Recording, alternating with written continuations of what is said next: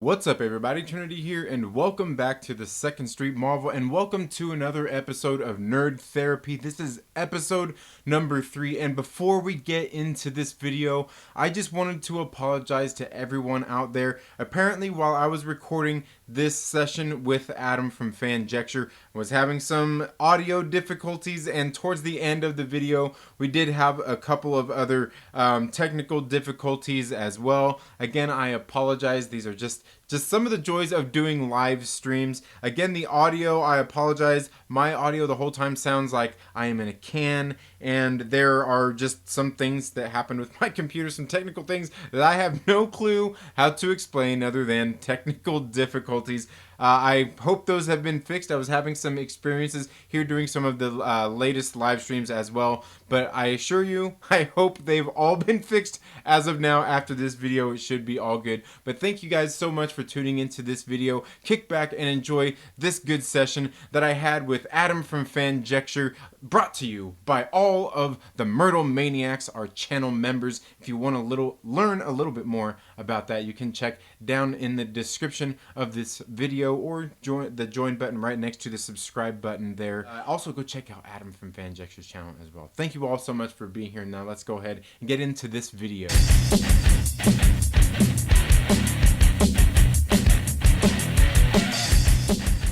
What's up, everybody? Welcome back to the Second Street Marvel. I'm your host, Trinity. Here we are once again for another episode of Nerd Therapy. This is episode number 3, and I apologize. It's been a while. Just had a lot of things come up with some of the different people we've had planned, and was going to do this a little bit sooner, even with Adam, but, you know, just life happens. But I do want to introduce somebody, I don't know, I guess somewhat newer in the nerd community. I mean, the year is going by pretty quick, but I want to introduce Adam. I think I found Adam, God, I want to say back in December or so when I started seeing you come around, hanging around, seeing your channel. Really enjoyed what he does. If you guys haven't checked him out, you need to go check out his stuff.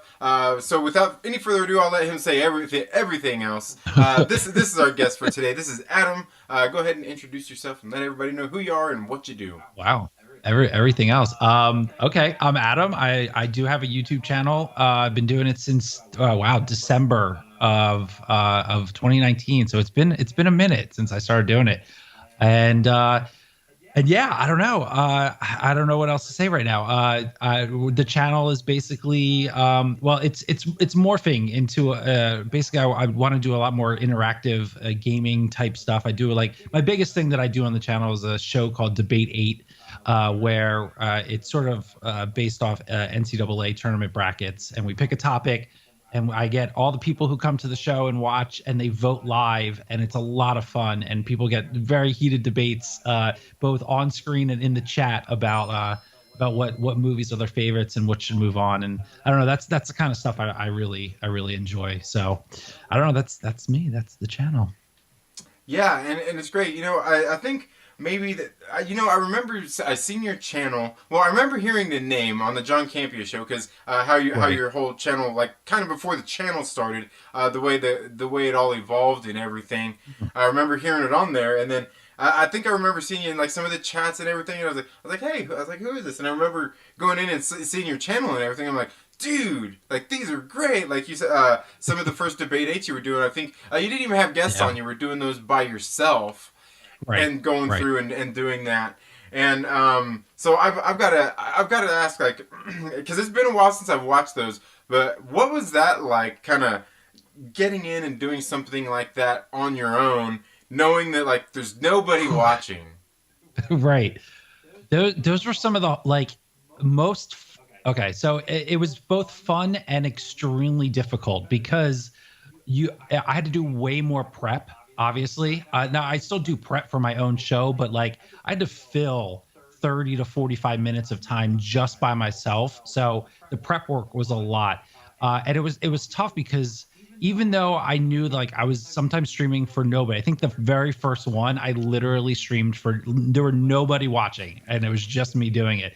So, but you have to sort of play it as if you have 100,000 people watching. You have to have that same mindset.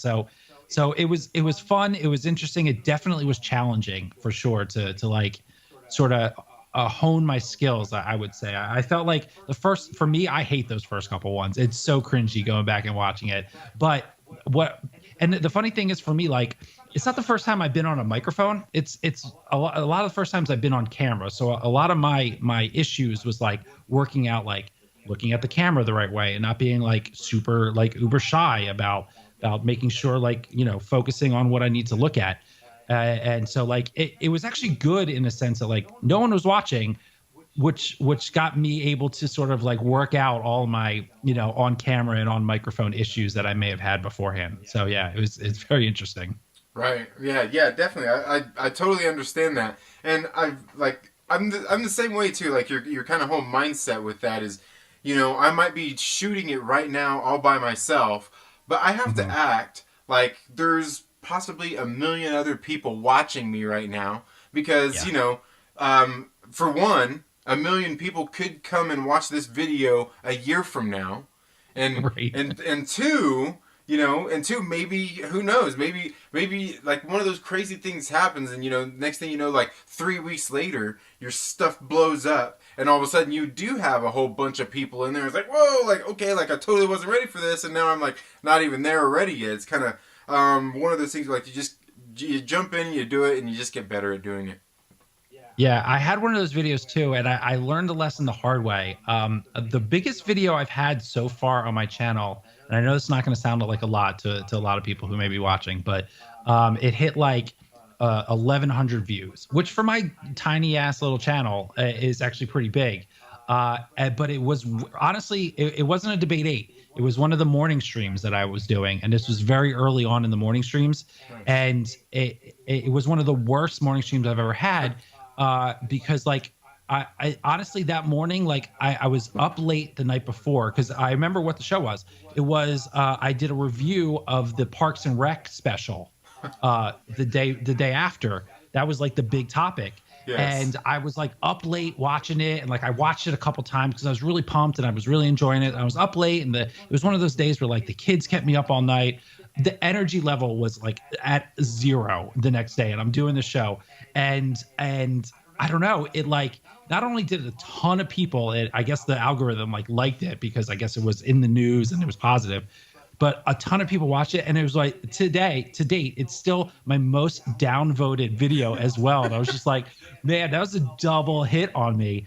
And like I don't even I the worst part about it is I got like no comments on the video, so I don't know why they disliked it. Probably because I had like zero energy, but I was super positive about the episode, so that's why on top of it I'm like, I even said like nice things. So what more do you people want from me? Yeah. So it's like you really never know which one is just gonna like go and like people are actually gonna watch.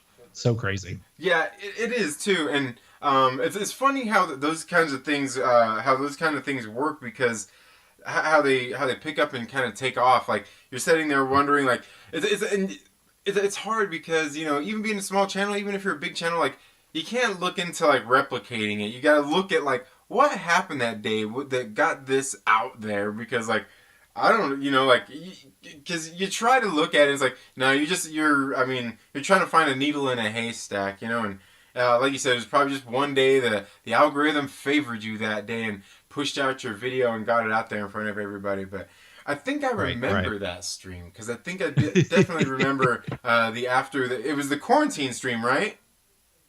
Yeah, yeah, it was the one that they did, the quarantine special that they did. Yeah. Yeah, and it was the day after. And yeah, it was very early when I was doing the morning streams too, which was mostly me figuring out like what I was doing. Like I literally on a whim. It may have even been like one of the first couple weeks that I was doing it because it was more on a whim. I was just like, you know what? I need to do more content. So I was like, let me just do a morning stream. And I just like started doing one. Like, and then I was like, I'll work on it. I'll figure it out as I go along and mold it into something. But Right. I was just like, I got to do it. I gotta get my thoughts out there. For sure, for sure.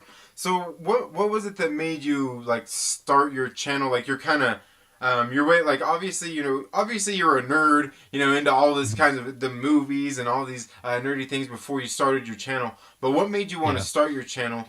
And do what you're doing, and then you've kind of become active, more with in the nerd community and stuff like that. Like, what kind of led you there? Well, I mean, I don't know, like how far back do we want to go? Do we want to go like legit, the idea for the channel, or we want to go like way back to my childhood and like what made me want to be a part of all of this? Yes, let's talk about young Adam. Let's. We can, yeah, you can start where you Well, want because we could start with the channel and then go from there, or we could start at the beginning and go to the channel. uh, yeah, let's start at the beginning because it's a weird. How I got to the channel is a little weird. If you think about like what my actual goal was at the time and how like the whole John Campia thing even was, because that had nothing to do with my channel. It was a totally other thing that we pivoted from. So I actually went right out of high school. I went to film school. So like I've always had this drive to be a part of the film community or in doing something in it. Went to film school in New York City from '98 to 2001. And that was we can talk about that later because it's definitely a side topic. But I was in New York City for 9/11, Oh wow. which was it's like a whole nother thing, which was a crazy time in my life. But so I went to film school. I didn't graduate from film school because I hated it so much. I did 3 years of it, and I was just like I can't do it anymore. I wasn't getting out of it what I wanted, Mm-hmm. and at the time in my life, I wasn't going to move to LA, which is really the only thing that like I really needed to do, and I just wasn't going to do it. So I was just like, okay, so I stopped doing that. Had odds and end jobs for a while. Went back to school, became a history major, and then got a teaching job. And then I lost my teaching job. And then I was like, well, I don't know what else I'm going to do. That's when I had to like reevaluate. I started a podcast during that. The internet is killing us. Oh man. Oh, there we go. I think we're refreshed. I think we're good. Okay. Okay, sorry. I'll continue. So uh, so I was doing this podcast, and it really helped me, and it was good. It was like a general comedy podcast that we were doing, and so it wasn't like anything too serious, like film related. But it was nice to like create a show, produce a show. I did the editing on the show. I did the audio. I had all this equipment that I'm still like sort of using today.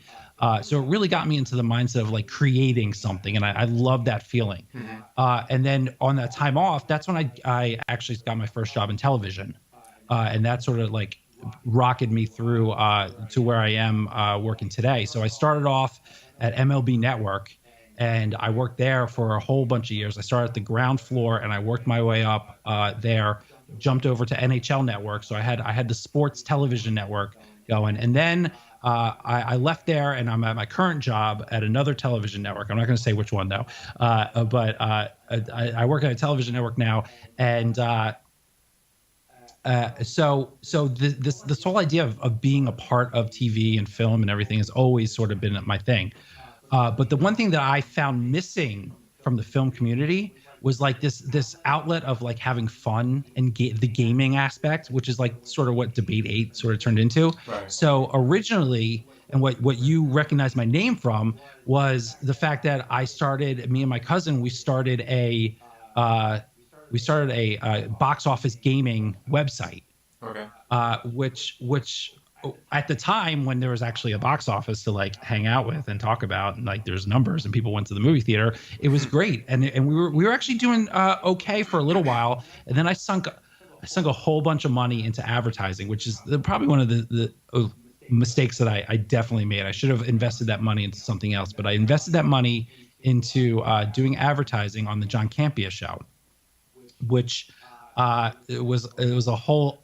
I don't know that I'm going to get into that relationship, but I did it for a while. I did it for about 4 months, working with him on advertising on his show, and it did get a lot of people to recognize my name. Mm-hmm. The problem was that website wasn't really bouncing off like we had hoped, Mm-hmm. and so what we decided to do was pivot, and instead of doing the box office site, we started a YouTube channel. I say me and my cousin Alan, because that's technically the other half of Fanjecture. Okay. He's like the silent tech partner of all Yeah. this. If it wasn't for him, Debate 8 would not be a thing. Okay. I was gonna say you see him in the chats a lot. Yeah, he's one of the mods of the channel for sure. And yeah, so that pivoted to that, and I'm so glad we did, because even if we were running the box office website, it would have been like shut down anyway, because for like 8 months now or whatever, there Yeah. hasn't been box office. So I don't know if it was like a premonition or like just really good timing that we pivoted away from that and started doing the YouTube channel, which for me has been such a creative outlet. And I think like at the end of the day, like that's the most important part for me, is that I get to be creative in this form, in this video form, and this gaming form. And I don't know. I'm not an artist. I'm not a singer. I can't play an instrument, Hmm. but I can produce a show like that. I know that I'm really good at, Right. and I'm semi good at hosting. Yeah. So so it's like it's my midlife crisis. It's my red sports car is doing like this YouTube channel. So that's a lot of the reasons why I do it. Fair enough. Fair enough. That works. Yeah. So where? Okay. So then let's go back to young Adam. Let's go back Okay. to young Adam. What was your first, like, what was the first thing that you remember being nerdy about and like being really into? Like for me, I knew I grew up like I watched Star Wars like crazy. I do my Yeah. sister crazy with that, and Superman drove her crazy. Mm. So, okay, I would say three things. One, absolutely Star Wars, hands down Star Wars. Oh man, my first memory of what I was too okay. So I was born in 1980, so I was a little too young, obviously, to see the films in the theater. So I never actually did. But my first memory of watching them is my dad must have recorded them on TV, Hmm. because we had them on like bootleg, like his own copy that he recorded from television Yeah. on VHS with the commercials, right? So it's like one of those straight, like, I don't know what, one of the channels must have like put them on, and he recorded them all. And so Nice. I used to run through those VHS copies, and then of course we actually got like real copies of it, and I used to run through those over and over again. Absolutely Star Wars. Ninja Turtles was big for me as well. Okay. I loved Ninja Turtles, and the X-Men, X-Men animated show, like changed my life as far as like being a comic book fan. Hmm. Growing up, I loved Batman too. It was always funny. Me and my cousin. He was a Superman guy. I was a Batman guy. So we'd always like clash a little bit on that, like who was the best. So Yeah. those are usually the things that like I gravitated to when I was a youngster. Nice. Nice. Yeah. Me, like for me, I think it was kind of all of those things. It was like I grew up. There was like the Batman. But I mean that was like Mhm. 1989. So I was Mm, getting pretty old at that point. Not as old as I am now, but um, yeah. I mean, I was only 9 when that came out, and I don't remember if I saw it. I mean, I must have, because I remember seeing that movie very early in my life, and that movie changed my life, oh yeah, like hands I, down. I remember I was 10 years old. We were on vacation. We went to the movie theater to watch it. They were on vacation. I had my Batman wallet, a little Batman Velcro tripod, and I had $50. I had $50. We went to the movie, Damn. and I lost my wallet there at the movie. And we went back. That thing was No. gone, man. Gone, man. Somebody stole. That's like the one thing I remember about. But I was like, you know what? I love that movie anyway. It doesn't matter. I'm not gonna. I didn't let that ruin it. Although it easily could have. $50 back then, that's like $1,000 now. Oh yeah, man. That's Especially when you're a 10-year-old kid. You're like, oh my god, like I $50. Like, know. yeah, Oh it was my man. vacation money. It was my vacation money for the most part. And and then obviously grew up, in the early '80s with like the Superman movies and everything. Love those Christopher Reeves movies, man. Used to run around. I remember. I think I had some Superman pajamas. I think I had a little cape and everything. Right. So yeah, it was great, and that's that was all the kind of stuff that I grew up, and same kind of stuff. I mean, I think I'm probably only a couple of years older than you, so yeah. So then as you growing up, like what got you, where did you go as far as once you went into adulthood and things like that, like what led you? I mean, did you keep on with all that stuff, or did you do like a lot of people do? You got away from it for a while, and you came back, or No, I think I've always been that stuff. I think, and luckily with those franchises, like they've always sort of like reinvented themselves over the years, Hmm. so it was easy to sort of stay along with them. Yeah, no, I never. When it, then movies sort of came into my life, above the nerdy stuff, Right. and then I just sort of globbed on to like certain movies and certain franchises. I think like Jurassic Park for me was like a huge movie. Indiana Jones was big. I for a while I wanted to be an archaeologist and be an adventurer and like be Indiana Jones or Dr. Grant. Like those two were like You were on your way there. were it for me. I You were on know. your way. I mean, you did the filmmaking. You went to be a history teacher. I mean, I all, know, and that's the thing. History was always a part of me. Like I love that stuff. So those two movies in particular, or like Jurassic Park and a couple of the indie movies were way up my alley. So yeah, man. Yeah. yeah. I don't know. I grew up. I grew up watching more movies. I always say I've forgotten more movies, and I'm not trying to be sarcastic or like an ass about it, but like I have forgotten more movies in my lifetime than most people have seen. And I'm not trying to like honestly, I'm not even trying to brag either. But like between my dad and my uncle, who are like huge cinephiles, Mhm. uh, uh, I've seen everything. Like I've seen just about everything growing up. My one of my best friends, who's still my best friend today, used to call my house Blockbuster Video because my dad legit would just like buy everything, and I'm lucky in the fact that like I had a dad who was like totally into movies. So Yeah. like my whole movie life is all due to him. Definitely. Yeah, as I'm saying, when I was growing up, I mean that's kind of what mine was like too. Like we didn't like we had I don't know we had a pretty good collection of movies, but for the most part, like we had satellite TV when I was growing up.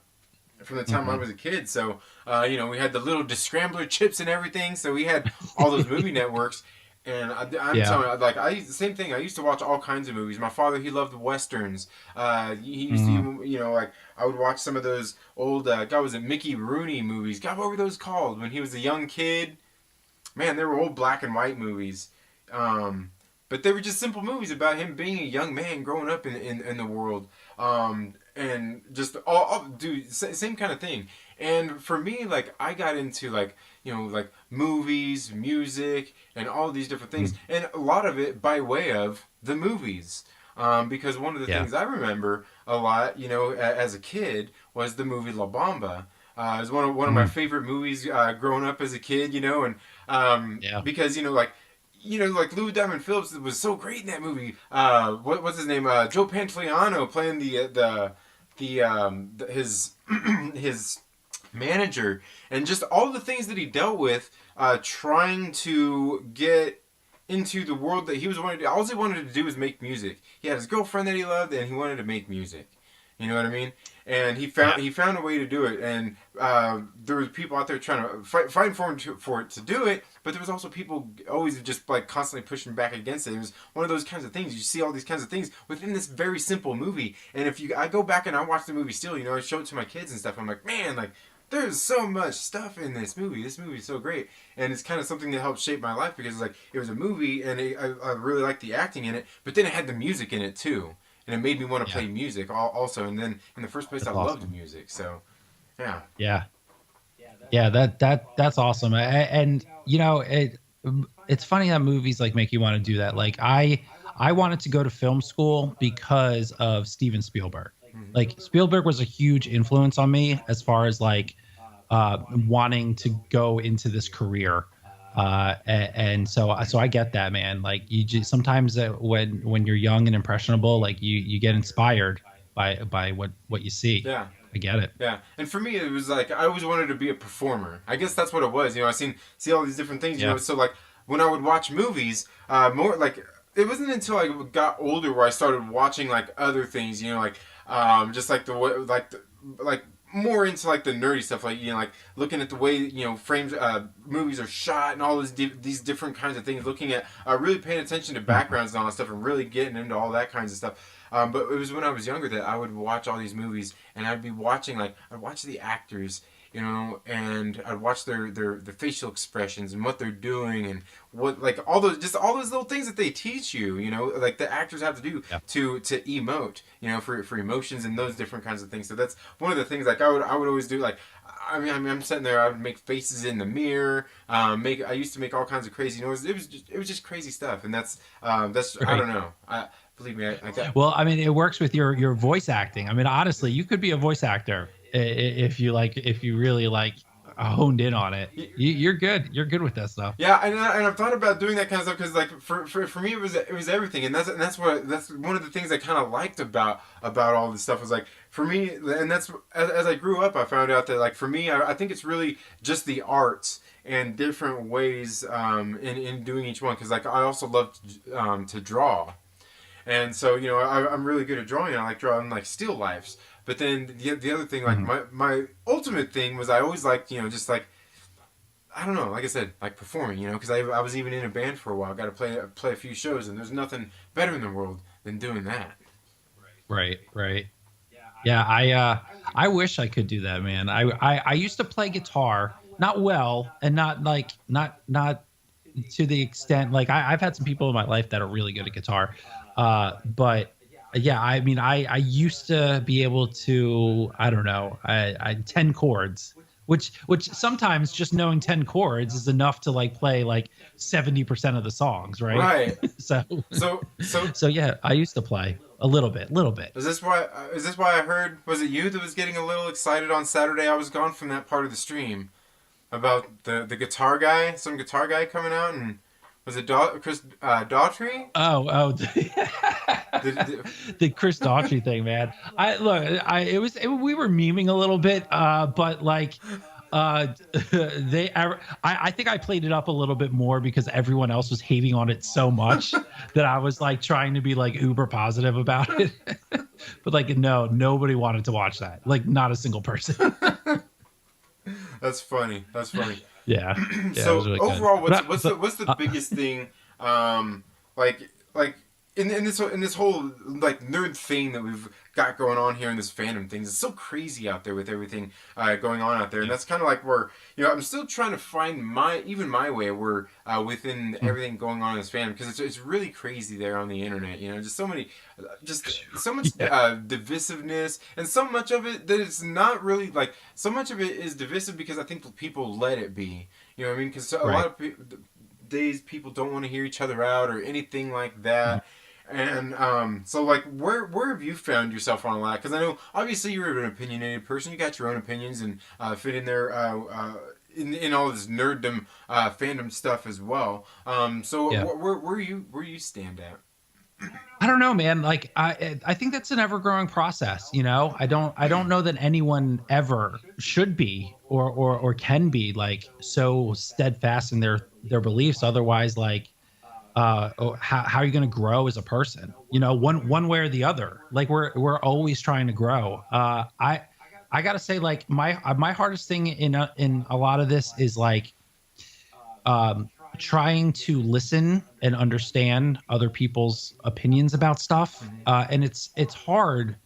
Look, I'm a big Star Wars fan, and like that fandom is hard. It's tough, man. It's tough being a Star Wars fan these days because uh like there's a lot of BS that you have to wade through, and it's sad. And like, so there are channels out there that like purposely give out BS, and it's true. It's 100% true. They purposely give out BS just because they know people are going to watch it. It's going to get them riled up. It's going to get people triggered, and it's just like I don't know. Like I don't know how I feel about that. Like some days I hate it, and some days I don't care, Right. and I bounce back and forth with it. Like some days I really get triggered by it. I don't like go on. I don't personally like go online and like rant about it. Like I'll internalize it a little bit more, but like it does trigger me. And like if I'm watching like sometimes if I'm watching something like Star Wars or Marvel or DC or anything, like I don't know if you do this, and I don't know if anybody else does this, but I'll be watching it and like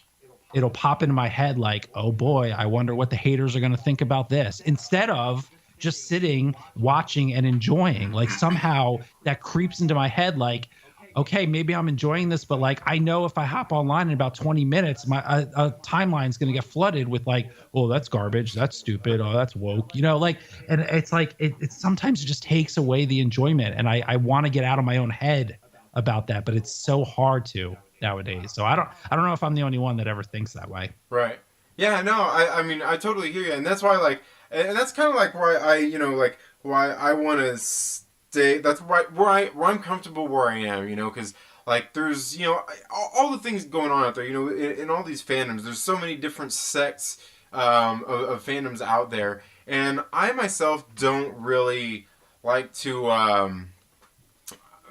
like, I don't mind hearing any of it. I don't mind interacting in any of it. What I'm not really into is like all the, I don't know, all the super, like, the embellishing that a lot of people do, and then the people like play into it too much, and then it all starts to get serious and heated. It's like I see all my friends. I've seen some of my friends on Facebook. They would invite me into these roast groups, or these troll groups, where they're all just sitting there roasting each other and all these kinds of things. Yeah. And then I'm like all the people that are like the harshest ones are the ones who end up getting butt hurt the worst in all of these groups. You know what I mean? It's the people who come the hardest. And I'm like, and just through that, I just noticed, and just in general, I see the way people interact online and everything. And I noticed it on my Facebook, and that's when I kind of started coming to YouTube more, because I'm like, at least on YouTube I can Right. talk about nerdy stuff that I want to, and when I get on camera, people can actually see my face and see the expression on my face, and see whether I'm being serious, whether I'm kidding, or anything like that.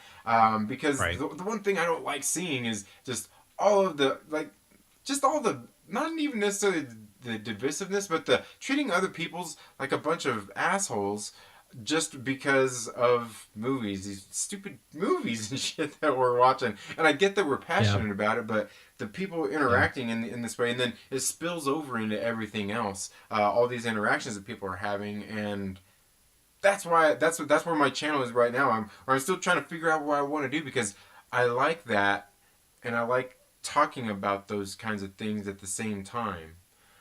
Yeah. As much as it does I get know. tiring.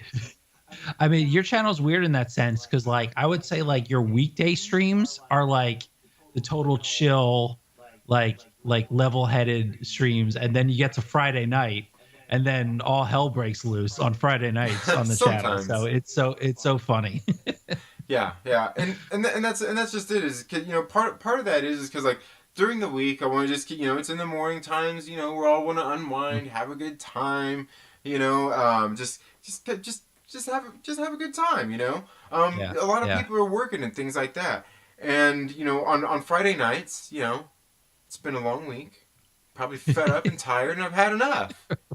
And I need to let it loose. But I think that's something that's Yeah. good for everybody, is to have a time to let loose. Where honestly, like, and I think this really even goes for a lot of people out there, who are talking about, oh, well, I can like, oh, let loose all the time. Like, no, no, no, like, you're being fake all the time. You're not like Right. you're like, your thing is letting loose. Like, you need to like it's okay. Like, let go of some of that. Like, let go of some of that. It's okay. It's okay. You can Yeah. Because ease because up a you little like bit. I'm with you, and it's weird, right? Because we're all trying to like find friends online. I mean, not find friends, but you know what I mean. Like, but common interests and everything. So everyone becomes friendly online. Right. Uh, but if you have your offline friends, which you do and I do and we all do, Mm-hmm. you get together with your friends and you talk shit. Right. Like you talk shit, but it's not online and it's not forever. And it doesn't matter what you say in front of your friends, because at the end, when you go home, like you're done. Like you're just hanging out, having fun, talking shit. But like, you can't like do that online. You can't just like have fun and talk shit, because then somebody gets offended by it. Right. One way or the other. Like Wait. it's not that you're necessarily saying something like horrible, but like it'll trigger somebody. Like at least one person Right. will get triggered by even the nicest thing that you say. Yeah. One person will get Well, triggered. So well, I mean, you can't because you're a nice guy. I can because I don't give a damn. right, right. Yeah, And that's what Josh says. Josh says I'm an asshole, out front, but I'm actually a nice guy on the inside, which I guess is true. I Yeah, yeah, I know. and That's me too. I played a little bit too. I'm really just a big softy, but I also show yeah. that a lot too. I that's the one thing like I always want to do is be genuine as I can with people because the thing is like you're saying with a lot of the way people are nowadays online. I honestly really can't be 100% genuine because there's a whole lot of things that I would probably actually say that I can't say on a stream. I can't say here on YouTube. Um, Hmm. and without without getting probably reported or who knows, a content strike or whatever else, a strike for community guidelines or anything like that, because that's just Right. how things are nowadays. So like there are some things that I actually tone down where like on my Facebook, like on my like with my friends and everything, I let loose. Like I don't really care, and if I get kicked off of Right. Facebook, oh well, I don't care. Right. Yeah, I used to use Facebook for the channel, and I stopped. Now Facebook is just for me. It's just the personal Facebook. It just got too much, man. Too many socials. Trying to keep up with all that. I barely use Facebook as it is anymore. I don't know. I get annoyed.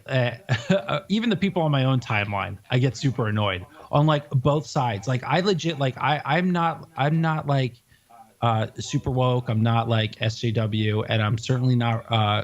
I'm not. I mean, honestly, if I showed you my timeline, you would believe me. Believe me, it would not be. But I have people on there that are like super hardcore left wing, and I have friends who are conservative and right wing. Like I have both. I have family members who are on exact opposite sides. It's not like I'm gonna like get rid of them from my life. Like I literally can't.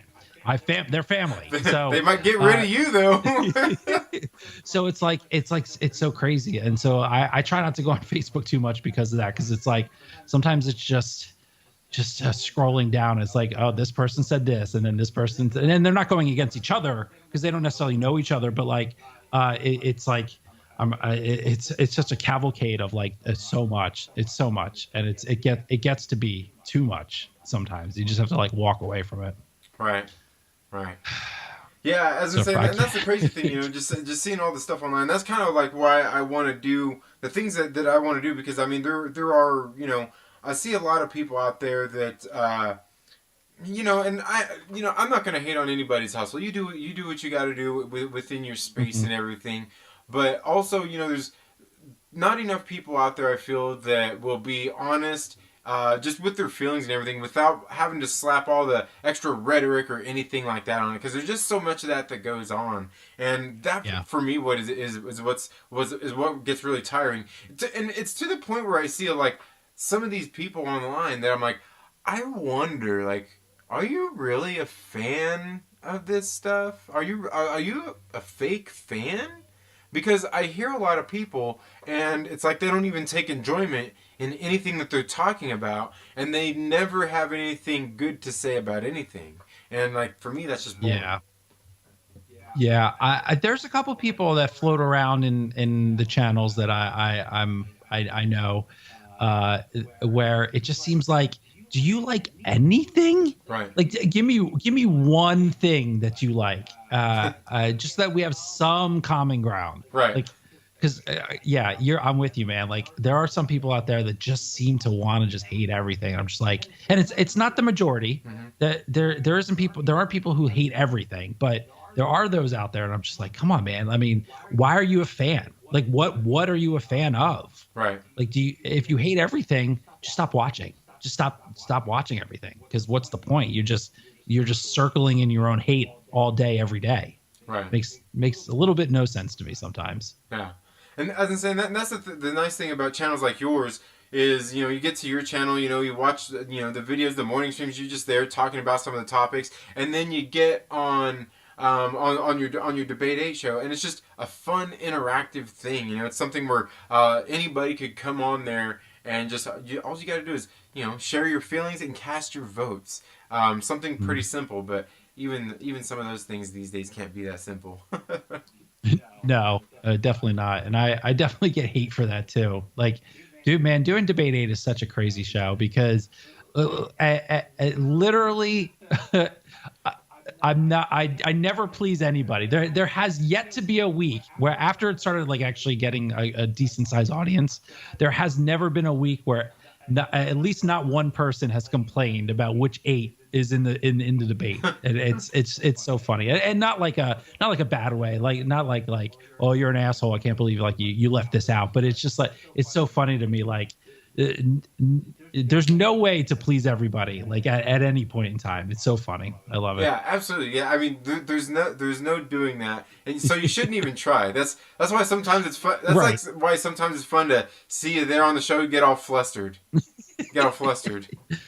Yeah, it's good. And look, I don't lose sleep over it. If people have a complaint about which eight are in it, I literally I don't lose sleep about it because I can only do, and this is what I tell people. I try to do eight that generally the audience will enjoy, but at the end of the day, I also have to pick eight that the people on the panel want to talk about because it's a show Right. too. So if they're not eight that like someone like you who come on and want to talk about, then it's not engaging, it's not fun, we're not going to get a lively discussion. So people sometimes don't understand the behind the scenes stuff. We're like, I got to make it a show too. I can't just pick like uh, for example, I'm working on a fantasy movie show Mm-hmm. with Jason and Trev from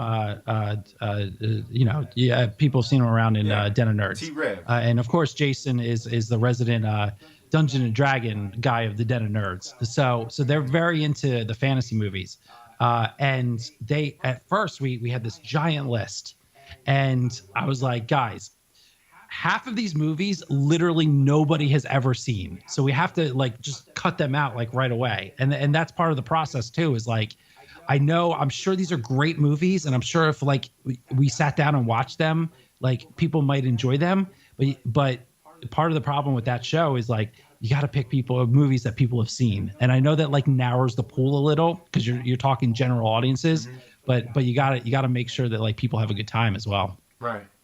Right. Definitely. Definitely. Which I'm sure you thought of like when you were doing your music like debate, your music bracket. Like Mm-hmm. you can't go too obscure, Right. otherwise, like because I'm sure you guys were so hardcore into music. I'm sure like you could have picked like eight rando bands and like really had good discussions, but everyone would have been like, who are these people? Like, who are you talking about? Right, right. Yeah, as I'm saying, and that's the thing too is, really like is doing something like that, and I think that's where probably you do look to your guests to maybe get one of those obscure things out there. Right. Maybe give each one of them an obscure one to put in there. Like, what's this movie? Like, what are you even talking about? Yeah. To get people to maybe even if they're not going to vote for it, maybe to see if they've even seen it. To see if they've even Sure. seen it, bring some attention to it and stuff like that. So, God, what else? There was some other stuff I wanted to cover as well. I'm not really for sure. The other day, you were mentioning I was on on one of my live streams, and I was using this word. There's a word that I was using, and you didn't like the word that I was using. And you're like, okay. I would ask you to not use the word, Right. but I know The you're R going word. to anyway. Right. And I was like, okay. I was like, and and then I noticed, God, what was it just the other day? He was being a little sensitive about something else too. I was like, man, Adam's a little sensitive at times here. So what are some of those things that trigger you out there like that? I would say the biggest thing probably is the word that I'm not going to say. It's the R word, and you guys, it's the word that people use for mentally handicapped. That'll be the nicest way I'll put it. I don't know. It's like one of those things where it's like I'm sure everyone has a thing, and to discount everyone's thing, I wouldn't necessarily do that. I try not to do that. But that's like my thing, mostly because I have a history of um, being a part of that world. Mm-hmm. My wife is a special ed teacher, Mm-hmm. so and for decades she's been a special ed teacher. So I've been around uh, uh, kids with special needs. Right. I've been to Special Olympics events and like helped and like participated at Special Olympic events. Mm-hmm. So like for me, I know like sometimes when people use it, and this is why I don't get like too upset, even though it does sort of bother me, is like I get it, because like a lot of times people say the word and they don't mean like they're comparing something stupid to somebody who has special needs. Right. And that's, but a lot of people actually do. Right. Like they mean like, oh, that's stupid, and they mean like, well, God, it's so hard to have this conversation without saying the word, and I really Right. try Right. not to say it. um uh so it's like so I don't go full triggered about it, because I get that some people like don't actually mean that. And that's like when people used to say like, oh, that's gay, right? Mm-hmm. Like I know Right. a lot of people didn't mean like, oh, well, that's so stupid because it's gay, because it's of a gay person. Like Right. I get that, even though like we've moved on as a society generally of people saying that. Have Look, we? maybe not everybody has, but I would say like, would you not agree that a lot of people have? And like it's sort of like, maybe not in your circles. Wow, we're learning a lot tonight, but more about you than me. Man, I just don't know anymore. That's the thing. Is like it's always so hard. It's always so hard to say, and that's why like there's a few words out there that I absolutely won't use, and one Like of them's the what? N You don't word. have to say it, but can you describe it? One of them's the N word, Oh, sure. and the Yeah, other one obviously. is the F word. Definitely not using the F word. Right. That would be the No, slanderous term I know which one. I know which one you're saying. for a gay Why person. that one? Why that one? Like, why does that trigger you? No, they don't. Oh no, these don't trigger me. No. These don't. These are Mhm. just words I don't say. These are just words I don't say. The N word, the F word. Right. That's it. But Right. for me, there aren't really any. But like as you were sitting there talking about this one, there's for me some of those things like is in the word usage in itself, kind of like what you're getting at, because like you're talking about special needs kids, and I'm like, well, see, and for me, I hear stuff like that, and I'm like, ugh, ooh, like, because it's the same kind of thing. Because I'm like, special needs. Because if you ask me, every kid is special needs. Because every kid has different needs, and so when I start. That's really splitting hairs right there, Well, though. I know, but that's what I'm saying is when we really Yeah. break it on down. That's why all these Okay. words actually do have actual meanings and usage for them, and why I think we should be allowed to use these full range of words. Though there are some of them I will say should probably not be used, Well, because I would say this, just to keep it in perspective, the F word that you don't use to that community is just as slanderous as the R word. that's how. Does that make sense? Some people feel that way. Certainly, people feel that way. Yeah. Yeah, Right. certainly. Yeah, So that's where I come that's from. That's where undeniable. I come from. And here's the thing: is even if I were to use, and if you don't know what F word we're talking about here, guys, it's certainly not the four-letter word. I'm talking about the one that it begins with an F, but it rhymes with maggot. And here's the thing. Here's the thing: is even when I use that word, I don't Mhm. usually. I don't know that I ever use that word to describe somebody who is of the gay community. Typically, use it to describe somebody who's being just that.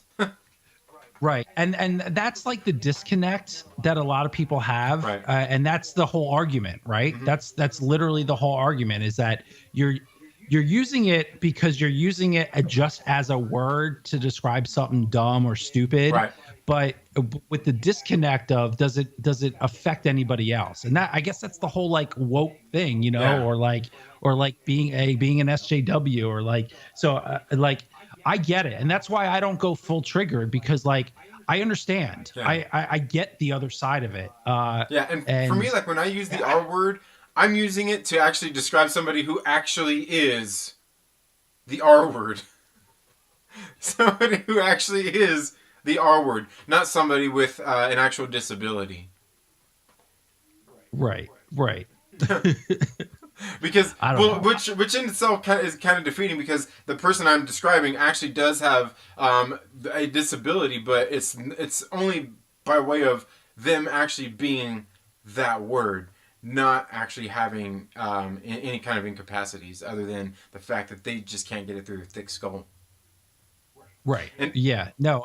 I get that. I do. I just that's like one of those things for me. You know what I mean? yeah, Like we all have our thing.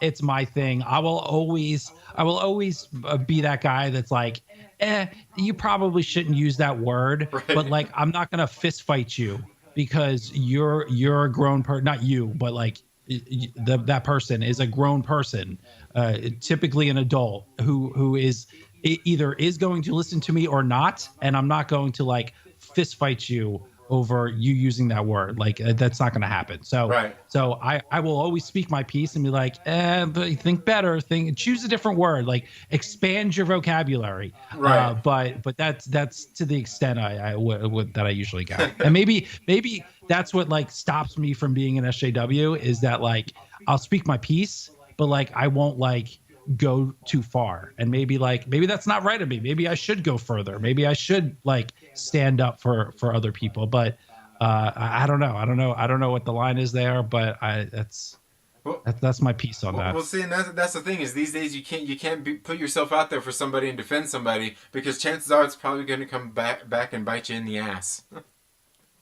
Right, because if you defend somebody, then sometimes they'll be like, "Well, who are you to defend Yeah, us?" And you're just like, I have good intentions. yeah, I'm just trying to help." And sometimes good intentions doesn't get you anywhere. right. Yeah, as I'm saying, and that's the thing, and that's why, and that's for me one of the things that like gets me in dealing with people, like you're saying, getting into some of these conversations. It's not words that people use. It's the way people act when getting into some of these conversations because like they're wanting somebody is trying to like they're doing these mental gymnastics. You know what I mean? Mhm. To for whatever argument they're making, and I get this with a lot of people. You get like you start talking about just something, discussing something, and then they just come back with either name calling you, just calling you names. Like, okay, so like you don't have a valid argument. Is that all you're trying to tell me? Like, cause Right. calling me names doesn't you don't win. You don't win for snark or because your friends like oh that's not a victory. That's just Yeah. you diverting. Okay, you're diverting from what the point is. But then not or these same people that they come back with uh, your like you spelled your wrong. If you're on Facebook or something, you use the wrong your. You put your instead of your. And it's like you don't really have an argument, and all you're wanting to do is fight with people, and Yeah. you're being weird, and those are the kind of things that trigger me because ultimately that leads me to the same fact of that you are. We're gonna use the Not weirdo smart. right now. Weirdo. See, I think works. Weirdo is like a catch-all word. No, no, no, because these people are beyond weird. These people are beyond weird. But that's the thing is at some point we have to actually push back. Um, Yeah. like people with reasoning skills and who are sensible people are going to have to eventually push back against these people who are always constantly out there trying to tell you that you're wrong or that you're bad for whatever it is. It's one of those things that we kind of got to do because that's where the world is. And with all of these things going on in the world, a lot of it is directly influenced by the stuff that we're into here. It's directly influenced by these comic books, by these movies, by music. That's what a lot of the culture is driven by, and the world is driven by, and that's what influences so much of the world is those things. So that's why I think it's important to be in these spaces, and if we want to have some of that kind of influence, we need to do what we can to grow that influence and not take advantage of it neither, and do what we can to hopefully be honest with people and hopefully be able to bring them around to being able to think for themselves. Not saying that you can't believe whatever you want to believe, but knowing that you don't have to just believe something just because your favorite rapper, or your favorite actress, or whatever says that stuff. Because a lot of those people don't live in the real world, and you know, dream your own dream, or you'll get dreamt into somebody else's. Um, it's just a lot of things going on out there, and that's kind of why I like this whole nerd sphere here, is because you get a lot of these people, and I see a lot of people out there who don't really, who are younger than me. Some people who are even older than me that they don't really have a direction. They don't know Right. what they're going to do. I seen one of the streams I was watching. One day somebody wrote in this guy, and was like, hey man, like I don't know what to do with my life. What should I do? You know, and it's like, really, dude said he's like 22 years old or something like that. I was like, hey, I mean, I guess I get it, but that's both. I guess that's something good that they're asking, but also bad, because that's somebody who could possibly be highly easily impressionable and do who knows what. Yeah. A quote I heard a while back was that we are in the age of understanding right now, and everybody's just trying to understand each other, and we're going through this like really hard time as a society, trying to listen and understand. And I think it's going to take a while for us to get out of it. But I really, that always stuck in my brain, that we're in the age of understanding, and it's tough, and it's hard to understand people that think very differently than you. And I don't know. I hope one day soon we get out of it, and we move to the next age of whatever of that is. Are you sure? Because Are you sure it's not the age of misunderstanding? I mean, that's what it seems like. Like you're right. No, that's the problem, is that like we're trying to understand each other, and we're having a hard time doing it, for sure. Right, and that's what kind of like why I like being here, is because like a lot of that kinds of stuff, and this is just a lot of the things that kind of like all these nerdy things that kind of led me here, as well as is the fact of like by way of things through like philosophy and things like that. Like I do a lot of self reflection. I think about a lot of things. I take a lot of things into account when I think about things, when I say things. I really do a lot of deep thinking a lot of the time, and even when I was growing up, like with my mom, my mom's here visiting with us, staying with us right now. She's getting ready to leave at the end of the week, but like we get into just like some deep conversation just about all kinds of different things. So I really do always try to look at things from a different angle, a different viewpoint, and think about how somebody else might feel, and just all those different kinds of things. Like I obviously can't think of everything, but it's really not too hard in just knowing all the different people that I've met throughout my life and interacted with, because I have Mhm. been in positions where I've been, I guess, in leadership positions, I guess you could say positions of power, where I've had to deal with a lot of these different personalities and all of those different kinds of things, where you get good at being able to recognize, like people's needs, people's wants, and sometimes ways to deal with certain people and everything. Because I know there are certain you can approach one person one way, and you can't approach the next person the same way, because people are different like that.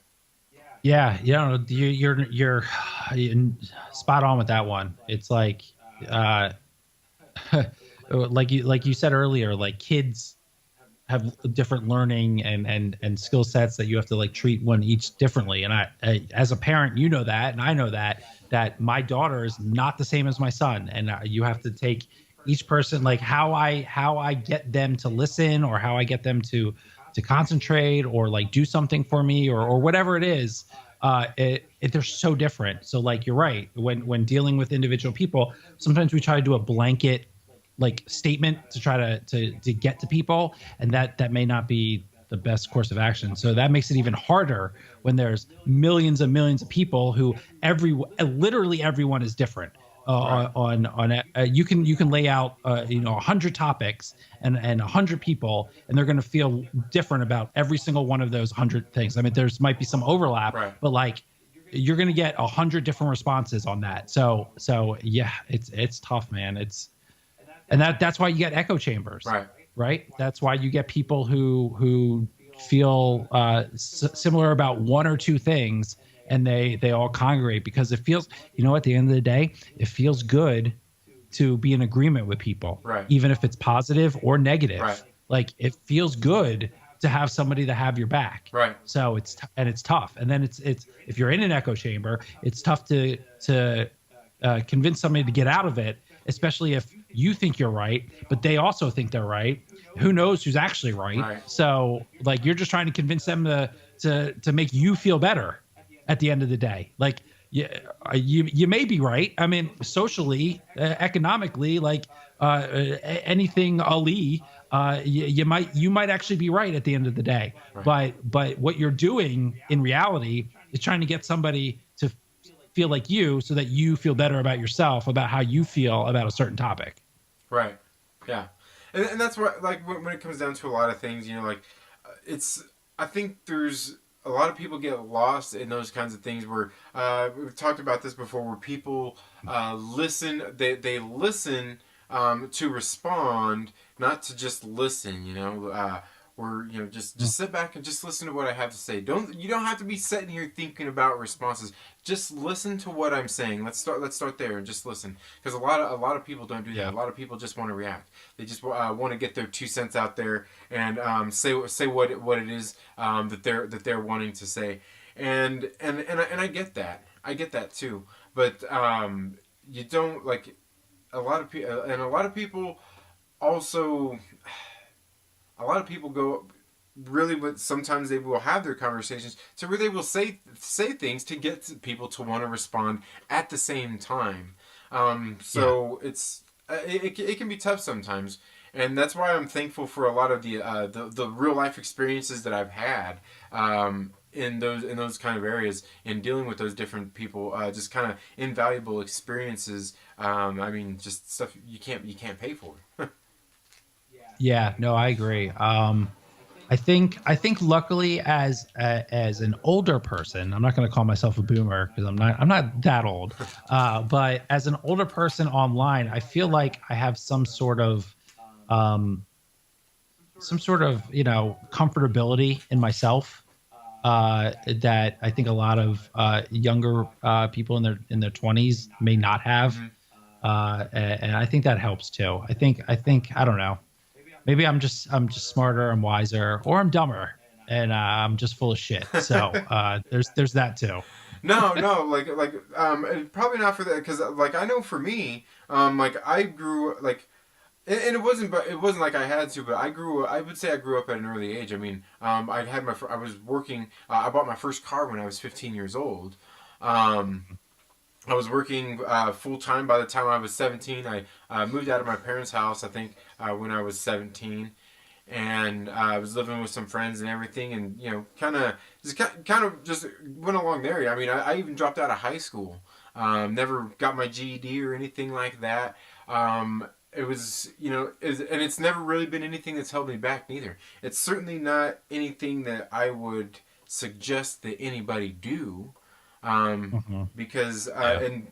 and honestly, there's just so many, and it really comes down to just finish high school. That's all you got to do, and then you can do whatever you want to do. We see people these days that have no educations at all that get on there. And that's the bad thing these days is you see these people who have no educations to get on there. They're really great at games. You got these gamers, all these people who are great at different things, but everybody seems to think that these people, anybody can do that. And a lot of the times is like these people are some, like, the exceptions. There can be a lot of exceptions out there, but ultimately, when it comes down to certain things, like, you have a skill that you should be doing, you should look into that, whatever your skills or interests are, and you should never stop doing that, no matter what it is, how you have to seek out that information is certainly something that you should do. I mean, just like even yourself, with all the things that you've gone through your life and done and your life experiences, I think that's really what it is kind of those early life experiences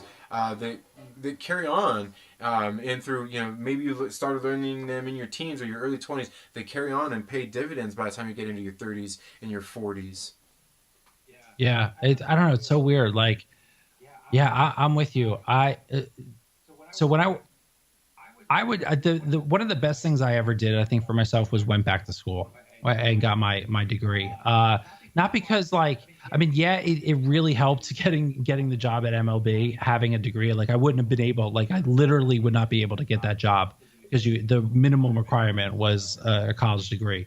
But besides that, it was like I went back in my 30s, right? Because I from 18 to 21, I was living in New York City, which was it's the craziest thing. If you're an 18-year-old, you should not be living in New York City by yourself. I'm sorry. Like, that's whew, okay. Like, I man, that is not like an internet conversation for my life for those 4 years. But uh, uh, so I don't know. I was a mess, and I I went back to school in my 30s, like early 30s, and I took it seriously. Like, I was one of those guys that, like, I guess I'm a late bloomer, I would say, because I if I had tried going like a real 4-year college in my late teens, I would have just like blown off like everything. I wouldn't have taken seriously. But it was so valuable for me. And like, after having real life work, like, I went to film school, but then, like, for almost like 8 to 10 years, I worked. Like, I that's all I did. Like, I had jobs. Like, I was a living member of society, like building up a resume and having life experiences. And if it wasn't for that, and then going back to school, and then, like, really like honing in on like what I wanted to get out of life, I don't think I would be where I am today by not doing that. So I don't know. I'm not sure what my point was going on that tangent, but other than, like, it's is that something like you would ever think you'd want to go back and do, like start out and get the GED, or Absolutely not. are you like way past that? Way past that. Way past that. At this point, I don't think I could ever work for somebody again. Just be different. Not being my own boss, having done it now for 5 years. But there's so many times that I sat here and I actually asked myself, like, doing what I do for my business. Am I going to do this for the next 30 years? 30 years, so 20, 30 years. And I think about those kinds of things, and I think, but that's where I have so many other things that I want to do and that I can do and things like that. And doing what I do allows me to do pretty much whatever I want to do. It allows me the Mhm. freedom to do things like this, start this channel, do go out and ride my bike, get my workouts in, to spend time with my kids and my family and things like that, and be able to be there for them anytime I need to. Um, so I mean, those kinds of things. I mean, I think a lot about, like, what could have been, what could I have done, but then I don't know that I would be the person that I am today, have the same like life experiences, and feel the same way that I do about the things Mhm. that I do. Because the way, as far like I have things that I regret, but I have nothing that I would really take back in the sense that I would be a different person for it now. Yeah. Oh yeah, no, totally. Like, I would never change anything that I've done. Uh it's so easy to say, to look back and be like, I should have done this, I should have done that. My life would be completely different.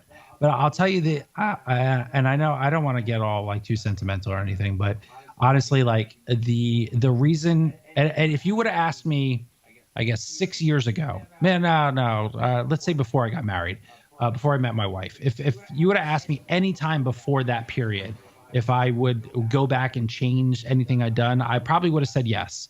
But I'll be honest, the second my first kid was born, I wouldn't have changed anything, because everything I've ever done led me to that moment, to having my kid, my first kid, and then obviously, later on with my second kid. And if I and I'm not saying that like having whatever version of the multiverse of whatever my other kid would be, Yeah. but like I wouldn't want to change it for the world for the kids that I have now. And like that's so I'm with you, man. Life experiences get you to where you are.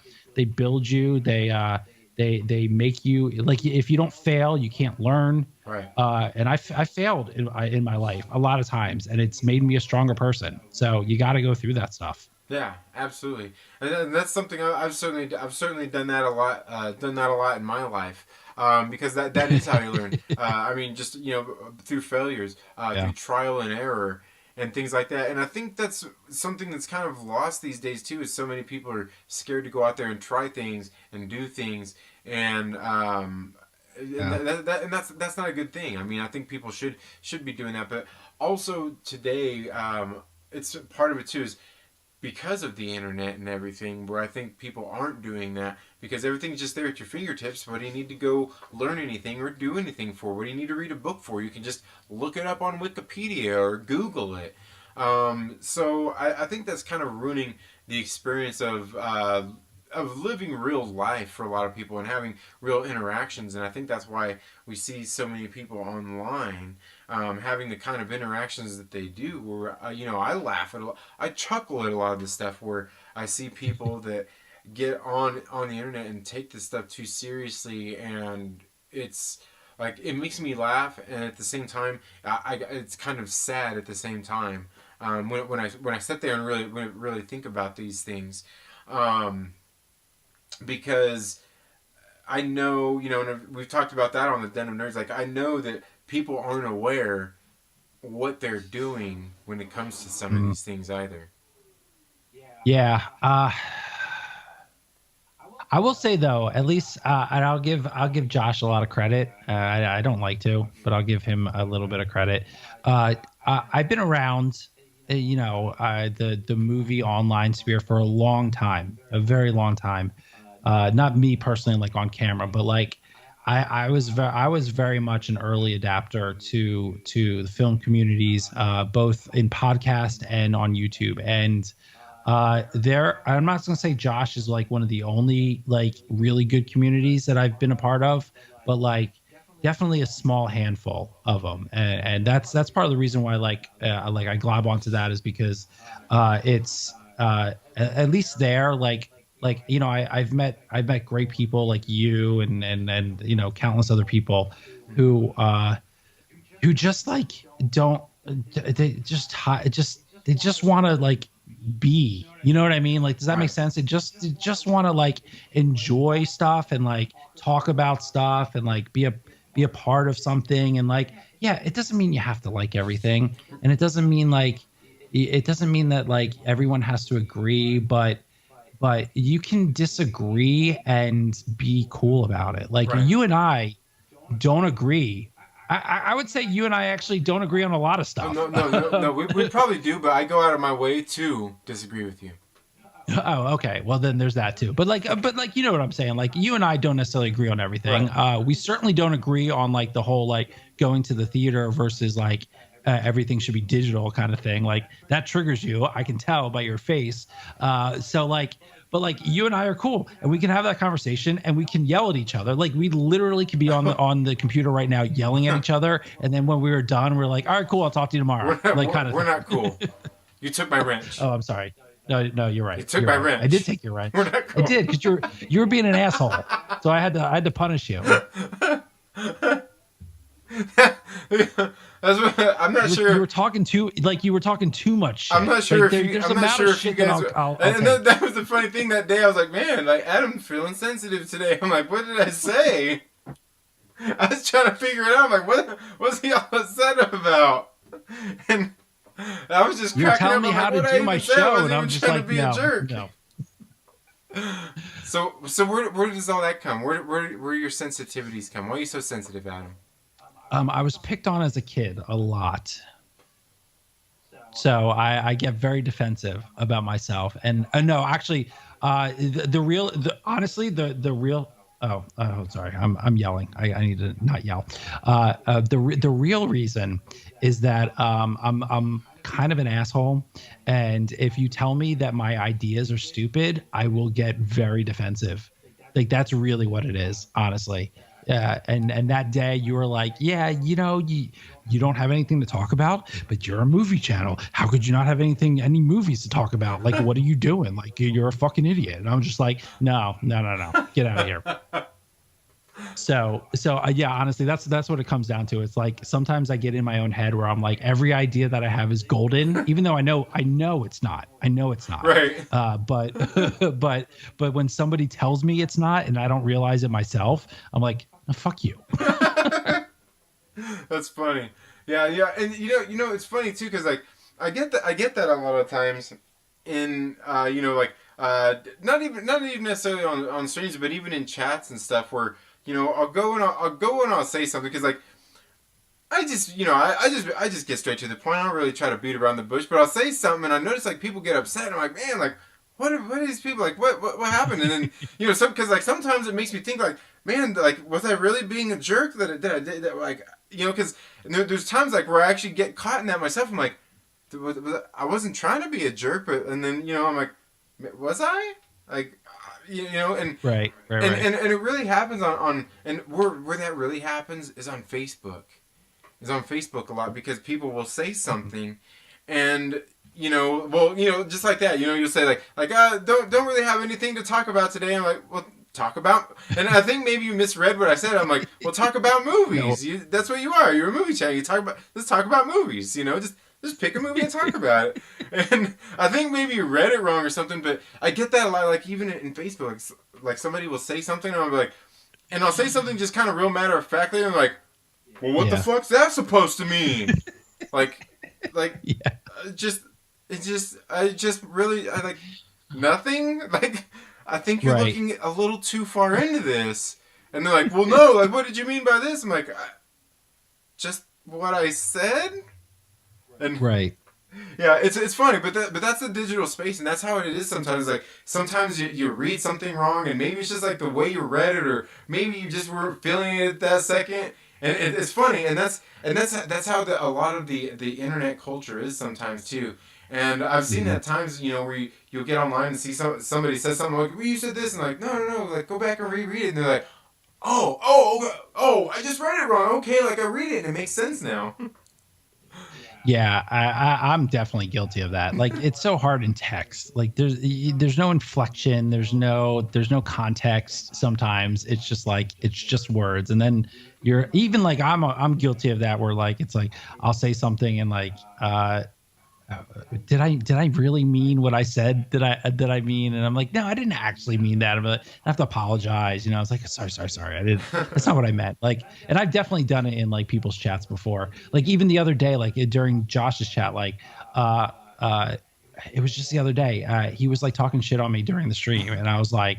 And I said something like sort of like tongue in cheek, like, oh, yeah, why you got to make fun of me? I never said that, like it's sort of like why you got to call me out. And then Josh just like stopped the show for like a minute and was like, we talk shit here. Why are you getting so upset? Yeah. And I was thinking to myself like, ooh. No, I was joking. Like I didn't mean like I was upset. That's when you tell him. That's when you tell him, stop gaslighting me. Yeah, right. So and I'm like, so I get it, man. It's like I literally didn't mean like to be upset. Like it came at like I reread it. And I was like, yeah, I guess I could come across as like being like kind of whiny, but I was just like, no, I was like trying to be tongue in cheek, but I guess there's no like emoji for tongue in cheek. Like, right? I don't know. There should be. Is there not one? There's not an emoji for tongue in cheek.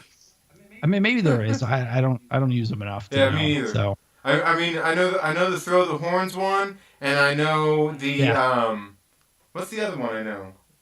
What do they call it? Is it the zucchini? No, the squash. You do use the eggplant way too much. The squash? No, eggplant. The eggplant. Yeah. I know the eggplant. I know those. Yeah. We know. You use that way too much. I get excited. I know. That's why you stand during your streams. But But yeah, no, and that's the thing is like sometimes and that's how we all are because we see that happen often enough. People trigger and reacting. And sometimes like Yeah. maybe we go too far reacting and stuff. I know certainly I've been guilty of that. I know it seems like I told my greatest troll to fuck off one too many times and he don't come I know around now he doesn't anymore. come back anymore. Huh? Now he doesn't come back anymore. Yeah. I noticed that. I did notice, honestly, though, I'm not even joking. Like, when you got rid of the wrenches, I know we like joke about it, we meme about it a lot, but like, I feel like your chats have gotten a lot better since you got rid of the wrenches. Maybe it's just me, but I think it's true. I'm sorry, There's maybe, Aglax. Aglax, will you come back? You know I'm only memeing. You know I love you, aggressively relaxing. does he not show up to your chats? He comes to mine all the time. Yeah, I know. Yeah. I guess I scared away my troll. It's all good, though. It's all Yeah. good. I still love him to death, man. That's the thing I like about all this community and everything, though, is within all these people, there's just so many people, and everybody's got their own little different personalities, like I said, and everybody's got Yeah. their own little thing, and learning about all these people is what's fun. Seeing, learning all these different things and interacting with everybody. That's the fun about what we do. And for me, I know it's certainly something that I get into. Just like right now, you're getting ready to be adjusting with your child going back to school and everything. With some of the streaming and everything, like I went through that for for about a week where things were kind of topsy turvy, not sure what's going on. Because of the uncertainty of everything, but you keep going, you're doing what you do, but then like you miss that interaction. You know Yeah. what I mean? Like I think that week I didn't stream like what maybe 3 times I think maybe or I think one time I went early in the morning and then one day I missed like you kind of start to miss that interaction too. I know I certainly do miss that interacting with people. Yeah, I'm with you, man. And honestly, like I streamed this afternoon, and it was weird. It was weird not being in my like normal time slot. I don't know, like, and not that like there's a time slot per se, but like I usually go in the mornings, and I did an afternoon just to test it out to see, and it was like a different crowd and like a different energy, and like it Right. didn't help too because like by the time I hit that stream, like my voice was killing me. Like Yeah. I'd like was on Josh's show, and I was like, we were screaming at each other today, which was like choice. It was so good, and it was just I don't know. It's so odd. There are days where like I almost feel like not obligated to stream, Mm-hmm. but like I feel like yeah, I like sort of like you're missing out on like hanging out with your friends, Right. in a sort of way, and like just talking shop. Right. Yeah, I'm with you. Yeah, yeah. As I said, and that's kind of the fun of it. And yeah, I do know it's a little weird because I know like even after I like my show was a little short today. Just had some comic book show came on. And I'm sitting out there working. I'm like, this is so weird. Like I'm sitting there working in my truck and everything. And it's like this is like when I used to watch like the Campia show, but now I'm listening to Adam. And I'm working, and then you got done while I was still working and everything, and I got done. I'm like today felt like a really weird morning because of all of that. Yeah. Yeah, it was weird for me too. Believe me, on the other end of it, it was definitely weird for me too. Yeah, and I think that a lot of that speaks to like the kind of community that everybody's got going on here. And the thing I like, and that's what I like to see is like the other day when you ended up God was it, I think. You had no stream that day I think and we were sitting there for like an hour Oh yeah, yeah. on the stream on the chat we were all sitting in there chatting for like a half hour. I was like this is great. This is funny. We're all in here anyway, just chatting away still. But I know that was so weird. yeah, That was so weird. but the thing That is like like I never thought I'd get to that point. And I'm not saying like I'm like some big star or anything, but like I honestly like I never thought I'd get to the point where like at least like a couple people would like anxiously be waiting right, for the stream. right, And that's where like the whole like obligation to stream sort of like kicks in for me. Like right, I almost feel like it's become people's routines right, to like come watch the stream, and I don't want to like let people down, right. Isn't that weird? like actually think it's going to happen. Right. Yeah, and see, and the thing is, I think part of a reason for a lot of that is, um, we want to get more people into that. You know what I mean? And I think that's kind of what's going on here. Is you foster the environment where people want to come and kick it and hang out and have a good time, where they know, it's where it's kind of like Cheers, where you can agree, you can disagree, and it's all good. You can call each other a son of a bitch, and at the end of the stream, you're still gonna be friends, and it's all gonna be good. You'll see each other tomorrow on the next stream. Right. Yeah. No, exactly. It's like, whew. Uh, yeah, I love it, man. I love the community that certain sections of the internet build. It's fun. What about the And dark that's like part. sections? No, the dark sections. No, screw that. And that's like, it's so funny that like the communities that are like, I ended up the being a YouTuber from where I started to where I am like now, it's such a strange journey. Like I would have never found Josh's channel if it wasn't for you. Mm-hmm. And I only found your channel because like I felt like in the mornings, like, oh, like I used to watch Campy a lot. Mm-hmm. Okay. Like religiously I watched him. Yeah. But in the mornings I was like, there's nothing in, like when I wake up on the East Coast, there's not a whole lot of morning streams. So I started searching out morning streams for when I was awake, and I happened to like, I don't know, magically through Google search or YouTube searches, I found your stream, and like I know you don't do it anymore, but like it fascinated me that you would go on these walks every morning and you would just walk and talk and like talk about like whatever it was. It was usually a lot of movies back then, Yeah. because people actually went and saw movies back then. Right.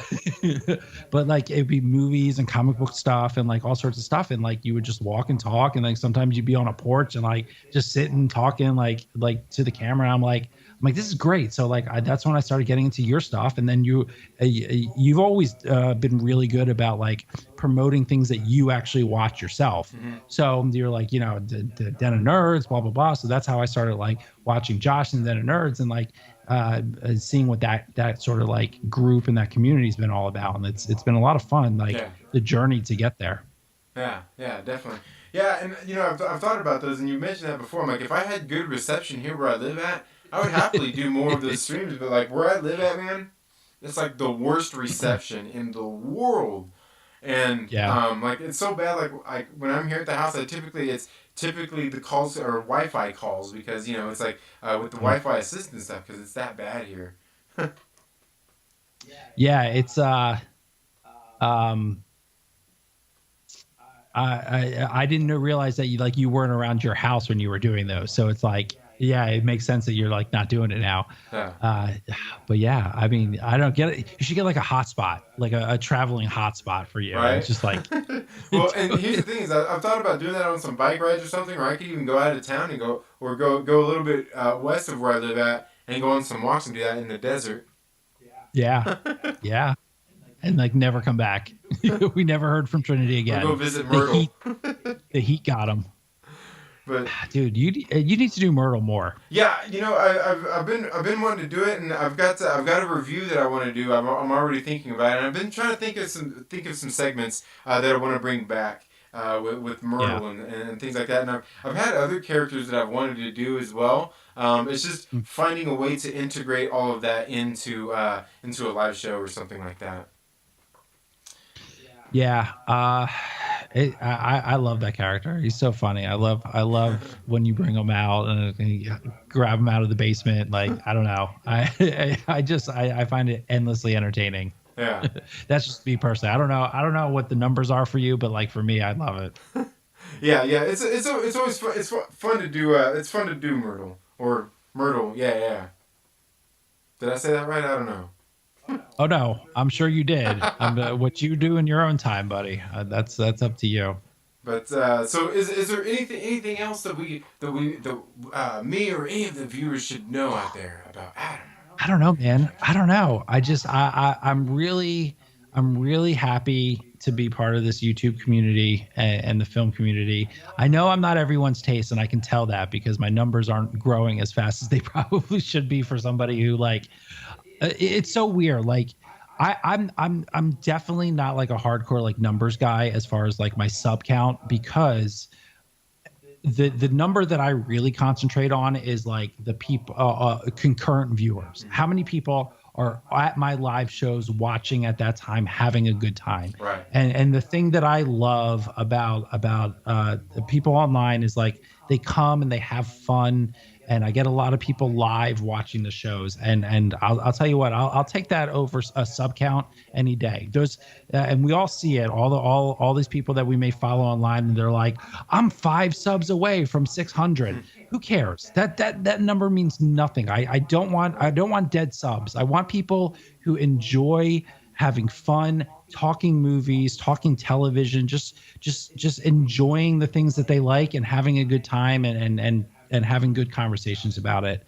That's what I love. That's why I love your channel. That's why I love a lot of the channels that we have in common. And so yeah, I love that kind of stuff, and I hope more of that grows over time as that sort of ideal. Yeah.